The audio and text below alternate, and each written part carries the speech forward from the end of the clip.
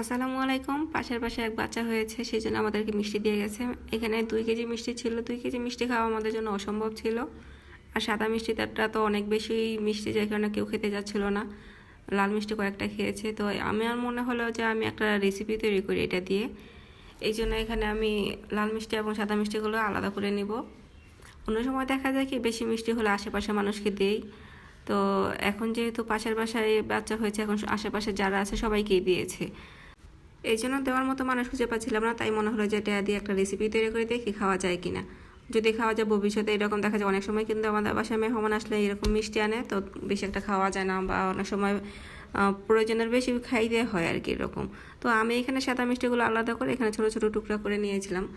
আর এখানে আমি 1 লিটার দুধ বসিয়ে দিয়েছি। এর মধ্যে অল্প চিনি দিব, যেহেতু সাদা মিষ্টিটা অনেক বেশি মিষ্টি, এই জন্য চিনিটা কম দিতে হবে। আমি 1 কেজির মধ্যে এখানে 3 টেবিল চামচ চিনি দিয়েছিলাম। তো এখন একটু নেড়ে নিচ্ছি। আর এখানে আমি দিয়ে দেবো একটা এলাচ। এখানে আমি 3 টেবিল চামচ গুঁড়া দুধও দিয়েছিলাম, ওটা দেখানো হয়নি, স্কিপ হয়ে গেছে।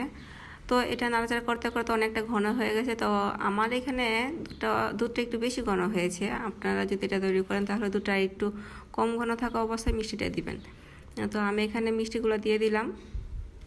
এইখানে শুধু আমি সাদা মিষ্টিগুলো দিচ্ছিলাম। লাল মিষ্টি অবশ্য আমি একটা নিয়েছিলাম জাস্ট এক্সপিরিয়েন্স করার জন্য যে কীরকম হয়।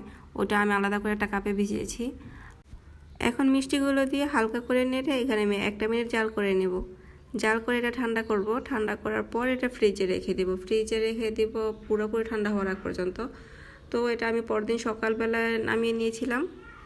এই যে এখানে কিন্তু দেখা যাচ্ছে দুধটা অনেক বেশি ঘন হয়ে গিয়েছিল। আমার এটা দুধটা একটু পাতলা হলে, আরেকটু পাতলা হলে ভালো হতো বেশি।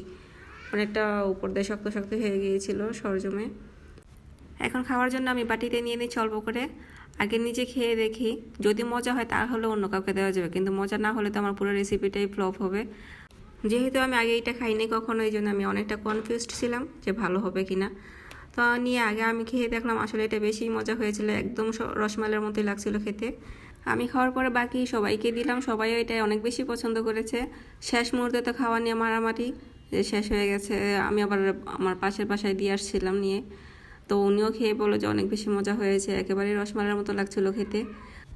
এরপর থেকে মিষ্টি আর ফ্রিজে দীর্ঘদিন ধরে রাখতে হবে না, কারণ মিষ্টি কিন্তু টাটকাই খেতে ভালো লাগে। তো দেখা যায় আমি তো অবশ্যই রেসিপিটা তৈরি করব, আপনারা এইভাবে করে দেখতে পারেন। তো আমি আরেকটা কাপে যে লাল মিষ্টিটা ভিজিয়েছিলাম সেটা একটু টেস্ট করে দেখবো। এটা টেস্ট করে দেখলাম অত বেশি ভালো হয়নি। আর এখানে দুধটা অনেক বেশি কম পড়ে গিয়েছিল, আর একটু দুধ দেওয়া দরকার ছিল, তাহলে হয়তো খেতে আরেকটু ভালো লাগতো। তো আপনারা একবার হলে কিন্তু এটা ট্রাই করে দেখতে পারেন, এটা অসম্ভব মজা খেতে। আর এই রেসিপিটা তৈরি করা কিন্তু খুব সহজ। তো সবাই ভালো থাকবেন, সুস্থ থাকবেন। আল্লাহ হাফেজ।